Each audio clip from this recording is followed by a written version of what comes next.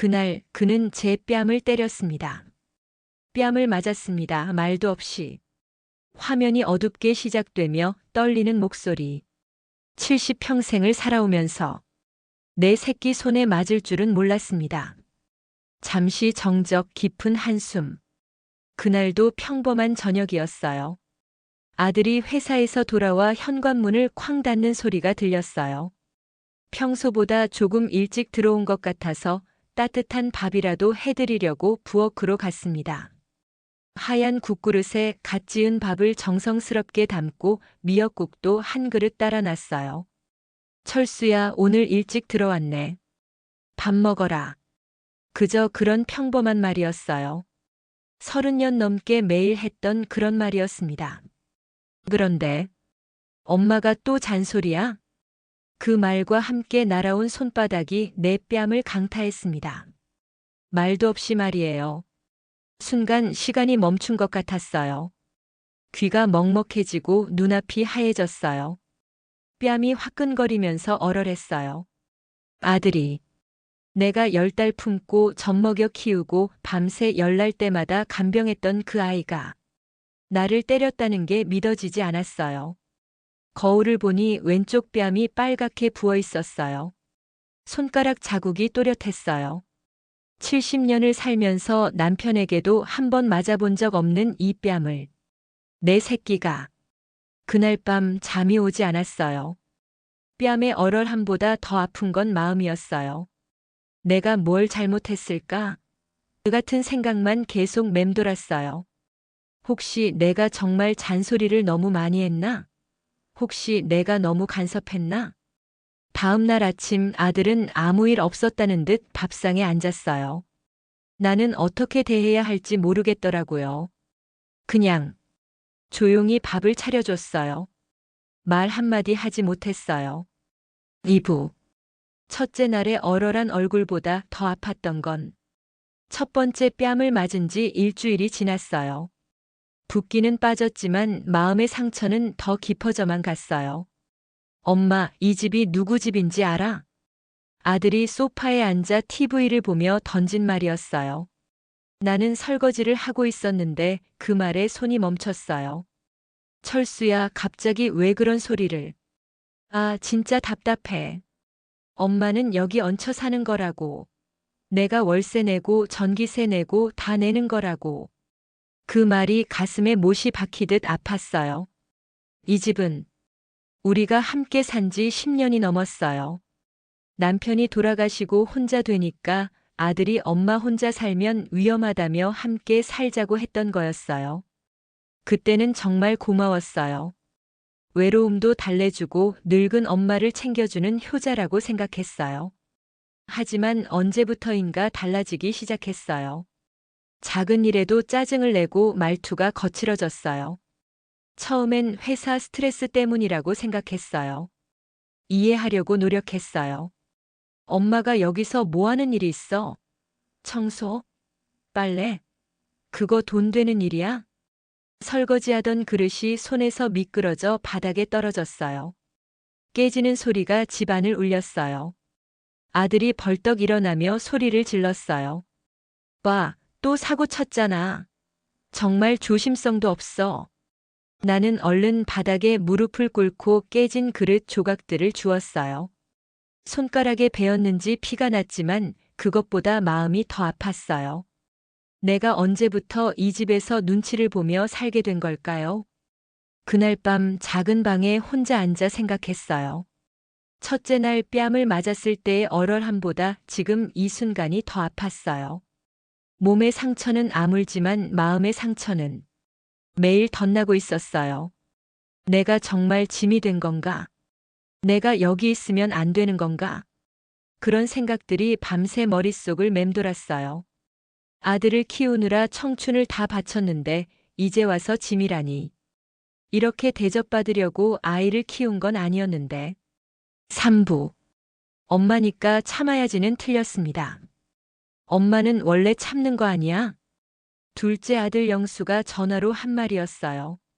첫째 철수의 행동이 너무 심해서 둘째에게 하소연을 했더니 돌아온 대답이었어요. 형이 좀 성격이 급하긴 하지만 엄마가 이해해줘야지. 요즘 회사 일이 힘들다잖아. 나는 말문이 막혔어요. 둘째까지 그렇게 생각하고 있다는 게 믿어지지 않았어요. 영수야, 그래도 엄마를 때리는 건. 에이, 엄마. 형이 엄마를 때렸어? 설마. 그냥 좀 말이 센 거지. 뭘 그렇게 예민하게 받아들여. 전화를 끊고 나서 한참을 멍하니 앉아 있었어요. 내가 예민한 건가? 내가 오해한 건가? 그런 생각들이 스멀스멀 올라왔어요. 그날 저녁 철수가 또 화를 냈어요. 이번엔 내가 TV 채널을 바꿨다는 이유였어요. 엄마, 내가 보고 있었잖아. 아, 미안해. 뉴스 보려고. 아니, 왜 허락도 안 받고 맘대로 바꿔? 이 집에서 누가 돈 벌어오는데? 그러더니 갑자기 리모컨을 내 이마에 던졌어요. 플라스틱이 부딪히는 소리와 함께 이마에 찌릿한 아픔이 스쳤어요. 아야. 손으로 이마를 만지니 약간 부어 있었어요. 철수는 아무렇지도 않게 소파에 앉아 다시 TV를 봤어요. 그 순간 깨달았어요. 이건 단순한 스트레스 때문이 아니었어요. 이건 명백한 폭력이었어요. 하지만 여전히 제대로 된 항의를 하지 못했어요. 엄마니까 참아야지. 가족인데 뭘 그렇게 따지나. 나이 들면 더 이해심이 넓어져야지. 그런 말들이 머릿속을 맴돌았어요. 평생 들어온 말들이었어요. 며느리한테도 이웃한테도 심지어 나 자신에게도 해온 말들이었어요. 하지만 그날 밤 거울 속 내 모습을 보며 생각했어요. 이마에 멍이 든 70살 할머니의 모습을. 이게 정말 엄마니까 당연히 감당해야 하는 일인가요? 아니었어요. 절대 아니었어요. 엄마라는 이름으로, 나이가 많다는 이유로, 가족이라는 명목으로. 이런 대우를 받아도 된다는 법은 없었어요. 나도 한 사람이에요. 존중받을 권리가 있는 사람이에요. 하지만 머리로는 알겠는데 몸이 말을 듣지 않았어요. 여전히 다음 날 아침 밥상을 차려줬어요. 여전히 아들 앞에서 조심조심 행동했어요.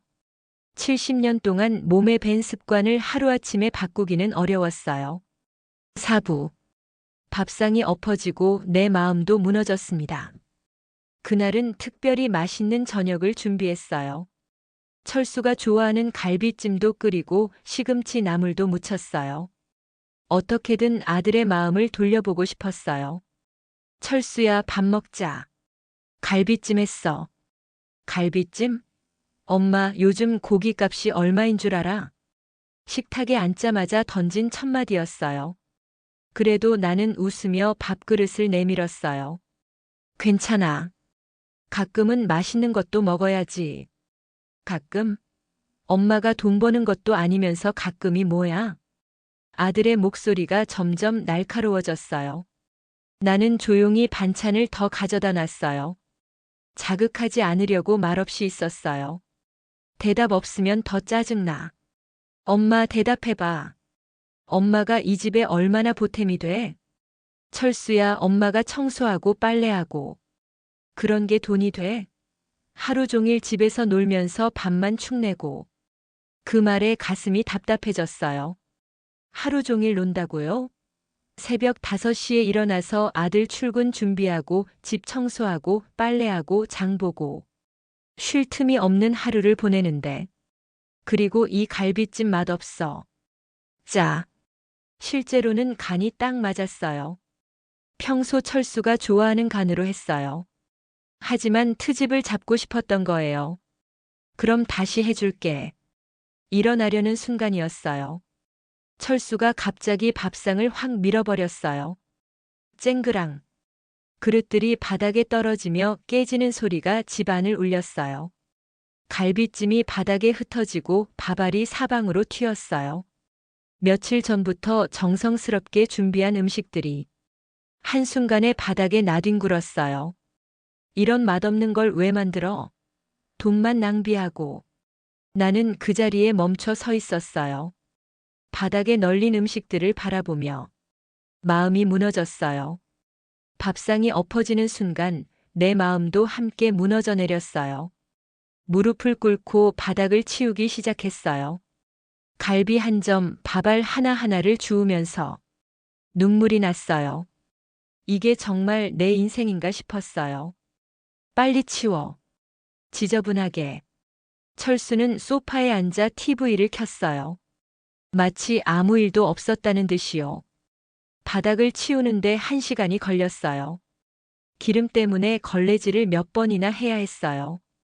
허리가 아팠지만 마음이 더 아팠어요. 그날 밤 작은 방에서 혼자 라면을 끓여 먹었어요. 입맛이 없어서 몇 젓가락 먹지도 못했어요. 그냥 눈물만 나왔어요. 내가 뭘 잘못했을까? 내가 정말 그렇게 쓸모없는 존재인가?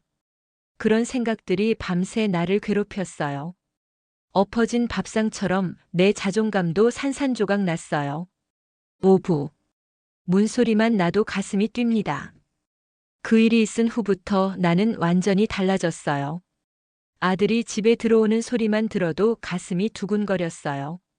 현관문 열리는 소리에 온몸이 경직됐어요. 발소리를 듣고도 아들의 기분을 짐작할 수 있게 됐어요. 쿵쿵거리며 무겁게 걸으면 화가 난 거고 그럴 때는 최대한 조용히 있어야 했어요. 엄마, 왜 그렇게 쭈뼛쭈뼛해? 어느 날 철수가 물었어요. 나는 깜짝 놀라며 대답했어요. 아니야, 그냥. 그냥 뭐가 그냥이야? 자꾸 눈치 보는 것 같은데? 눈치를 안 볼 수가 없었어요. 언제 또 화를 낼지, 언제 또 소리를 지를지 모르니까요. 매 순간이 긴장의 연속이었어요. 세탁기 돌리는 소리도 조심스러웠어요. 혹시 시끄럽다고 할까봐. TV 볼륨도 최대한 작게 했어요. 전화 통화도 속삭이듯 했어요. 가장 무서운 건 저녁 시간이었어요.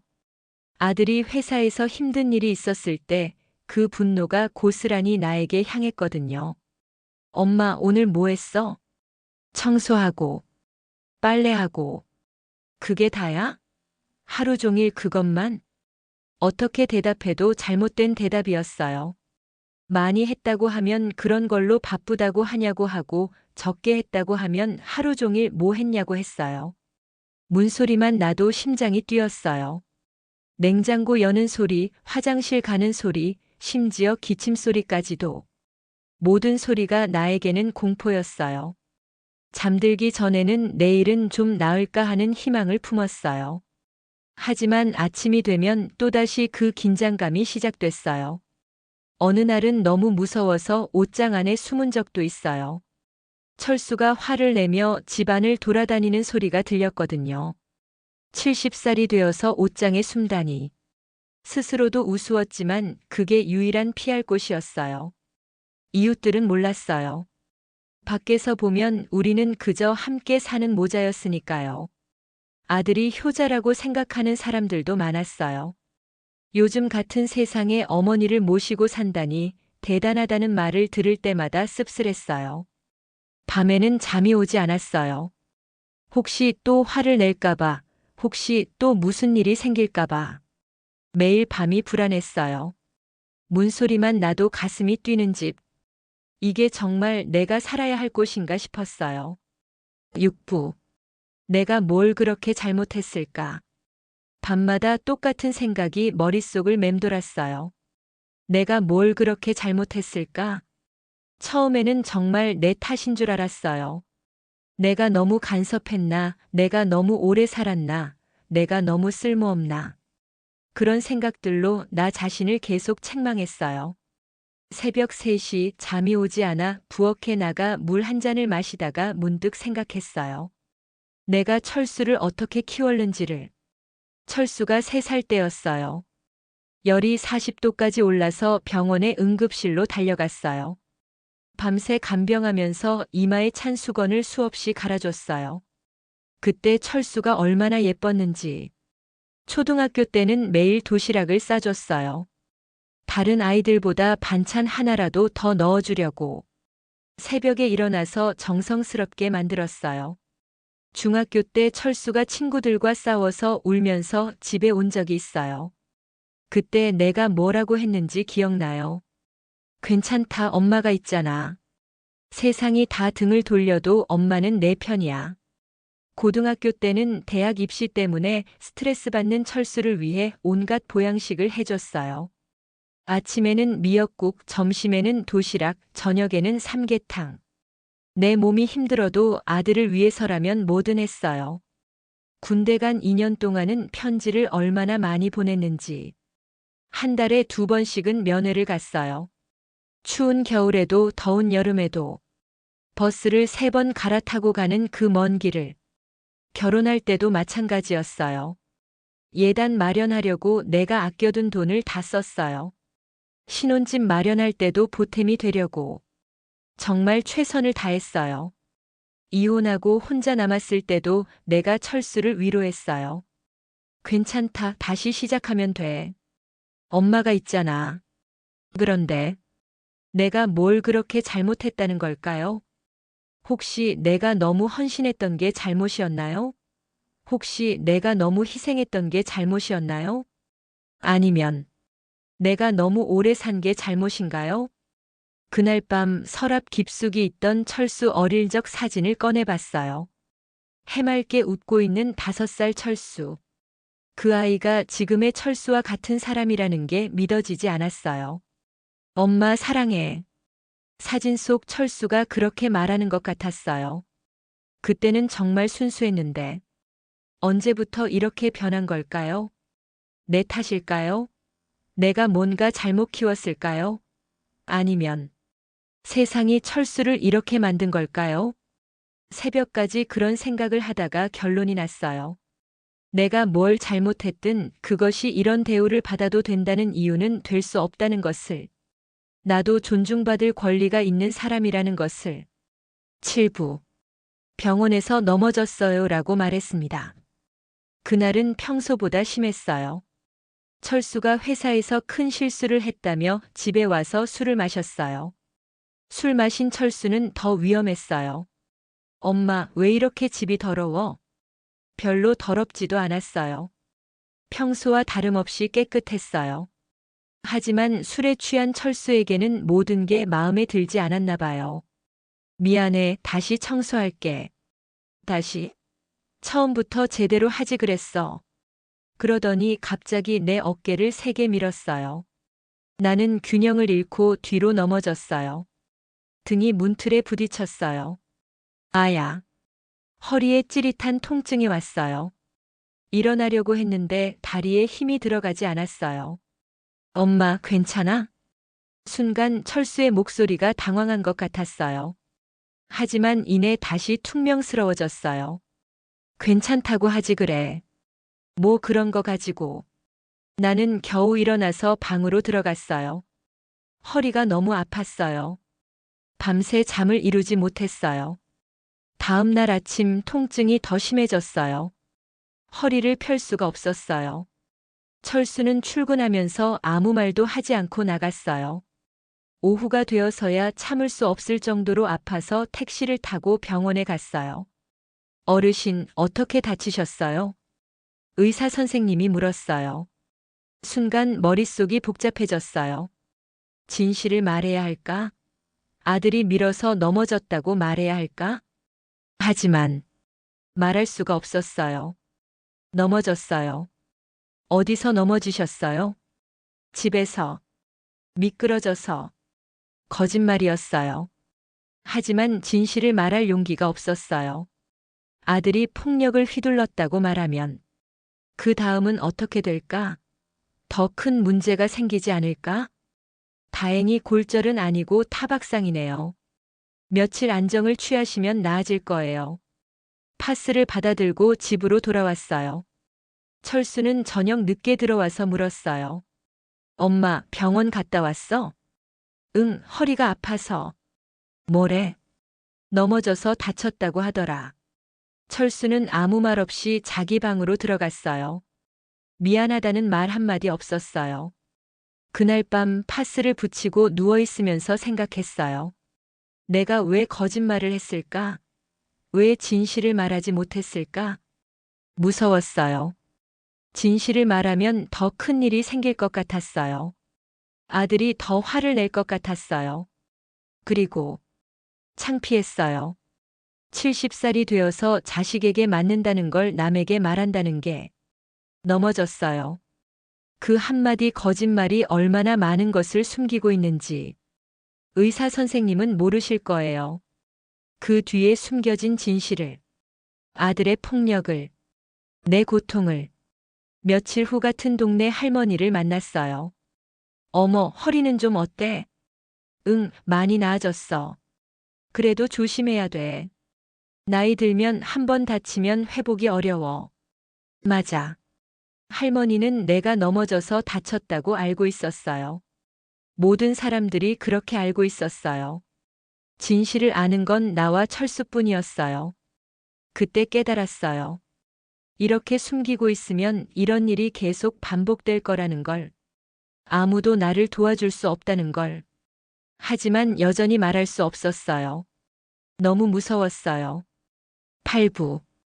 가족이라는 이름으로 너무 많은 걸 참았습니다. 가족끼리 무슨 말 못할 게 있어? 이웃 할머니가 한 말이었어요. 우연히 멍든 팔을 보고 걱정해서 물어봤을 때였어요. 괜찮아요.